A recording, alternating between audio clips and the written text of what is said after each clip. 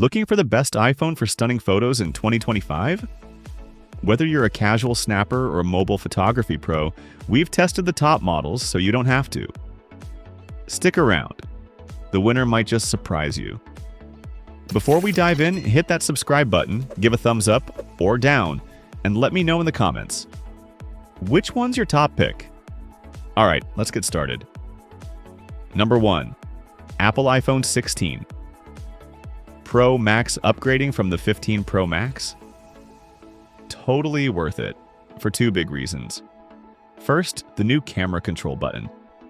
Assign it to EV compensation, and it suddenly feels like you're using a real camera. Apple's even promising half-press focus in a future update. You now get two 48-megapixel sensors, main and ultra-wide. I just wish the telephoto got an upgrade too. Still, computational photography is even better this year with more flexibility when editing. You've got ProRes log, RAW photos, and 4K at 120 frames per second. That's serious creator-level stuff. The display? It's a big 6.9 inches, but feels even larger with slimmer bezels. And it dims down to just one nit. Add ProMotion, USB-C ProRes recording, and 4 studio-quality mics. Apple's going all in on Pro. It's expensive, but absolutely powerful. Number 2. Apple iPhone 16 Pro. This gives you almost everything the Pro Max does, but in a smaller 6.1-inch body.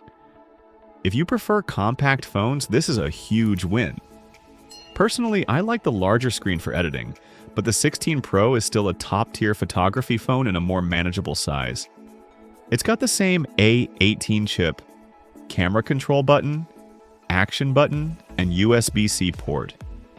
You're also getting the sleek titanium build and those dual 48-megapixel sensors, main and ultra-wide.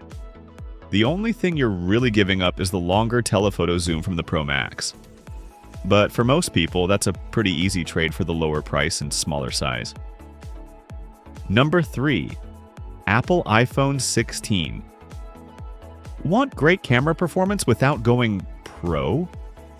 The regular iPhone 16 is a solid step up.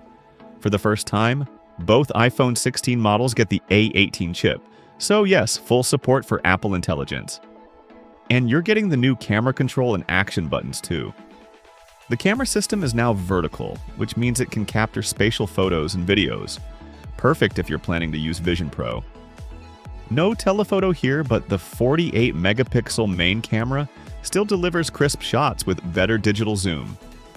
You won't get ProRes or RAW photo support, and the display is still 60 Hz. But for casual creators, it strikes a nice balance of performance, new features, and bold color choices. This is one of the more exciting non-Pro iPhones we've seen in a while. Number 4. Apple iPhone 16e.